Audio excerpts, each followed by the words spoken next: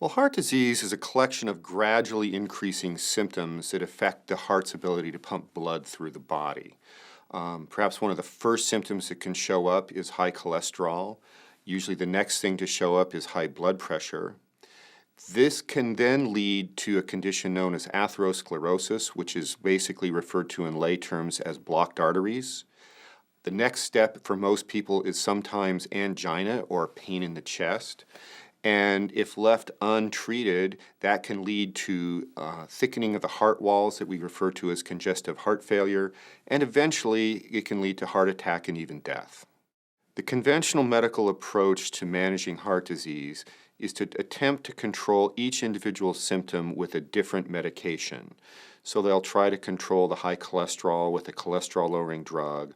They'll try to control the blood pressure with one or more blood pressure-controlling drugs, and so on.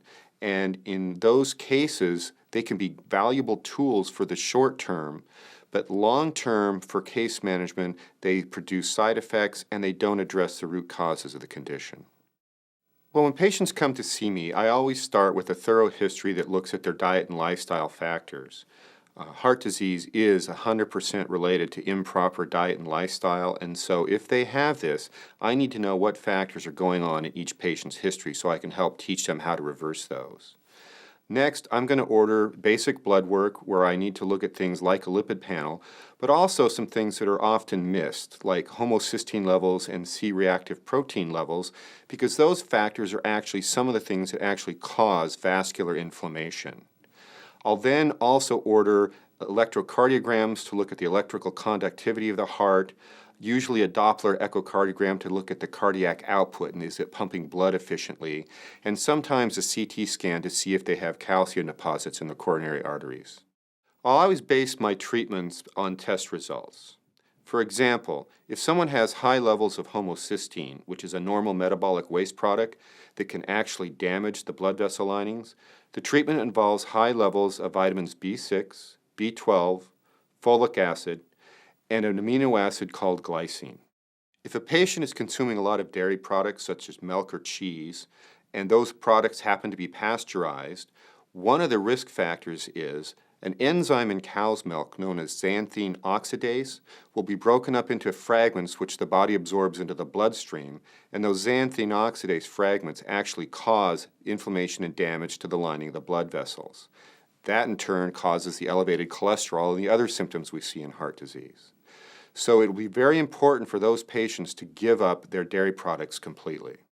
If a patient is presenting with angina or chest pain, one of the problems is either a blockage or a constriction of the blood vessels supplying the heart with blood, which are called the coronary arteries. And the main form of treatment I use is the amino acid arginine, which stimulates the body to produce its own natural nitric oxide, which can help dilate the blood vessels and stimulate the healing of the blood vessels. Well, in every case, patients with heart disease, I always prescribe a nutritional plan consisting of organic whole foods and no processed foods.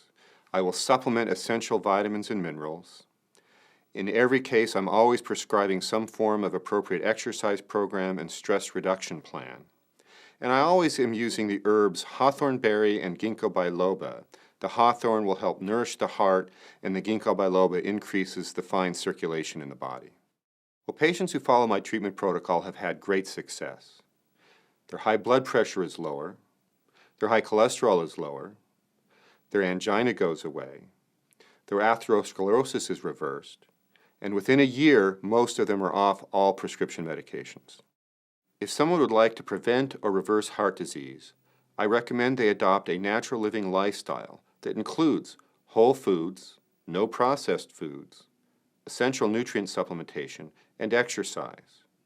I would also recommend they seek out a qualified naturopathic doctor who can help them manage the more serious aspects of this condition.